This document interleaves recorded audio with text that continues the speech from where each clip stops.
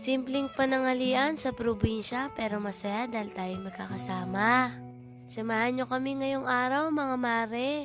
At ayan nga si mama nagluluto na ng ulam natin pritong bangus. Bigay lang yan mga mare kaya naman meron tayo niyan. Eto kinaganda rin pagbaha mga may libreng ulam. At ayan nga habang nagpiprito si mama ng bangus, inayos niya naman tong ipiprito niyang itlog. Tingnan niyo naman si mama nakangiti pa habang nag-aano ng itlog. Bata pa si mama mga mare kasi di pa tinutubuan ng ngipin. Charot. At ayan nga pagkatapos abalang-abal na siya sa pagkagatong. Kapag talaga tanghalian, laging abalang mga nanay natin. At pagkatapos nga niyan ay nagpirito na rin siya ng talong na pandagdag sa ulam natin.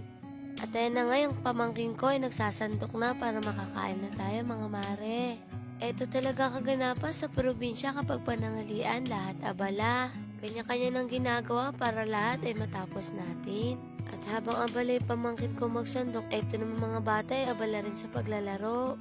Minsan, ang sarap maging bata, yung tipong wala kang iniisip kundi maglaro lang. At gumawa na rin pala yung pamangkin ko ng sausawan natin. At si tatay naman ay gagawa ng sausawan niya gamit ng sili. Tatay niya rin ba mahilig sa sili? May natutuwa sa atin na sabi hindi daw tayo nahihiya na pinapakita yung tunay na hirap na nararanasan natin. Sa totoo lang, wala namang nakakahiya kung mahirap tayo. Mas nakakahiya pa nga yung nagpapanggap tayong mayaman pero hindi naman.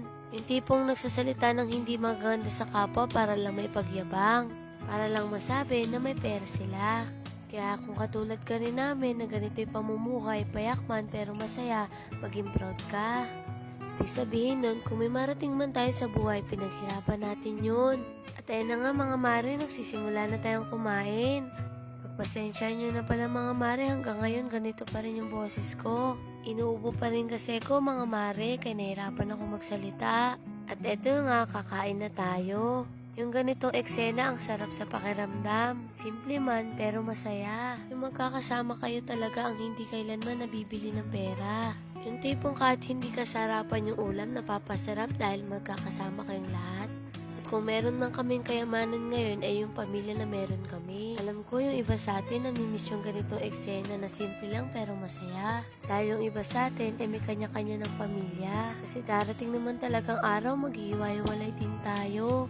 Kaya habang nararanasan pa natin to, sulitin na natin kasi hindi natin may babalik yung mga oras. Tara mga mare, kain tayo. Kaso mga mare, simple lang ulam natin pero sana okay lang sa inyo. Promise, mabubusog kayo rito. Isa to sa mga karanasan natin na masarap balik-balikan. Hindi po mapapangiti ka na lang kapag sumagi sa iyong isipan. Maririnig nyo yung dati nyong kwentuhan. At sana sa vlog na to ay naibalik ka sa nakaraan.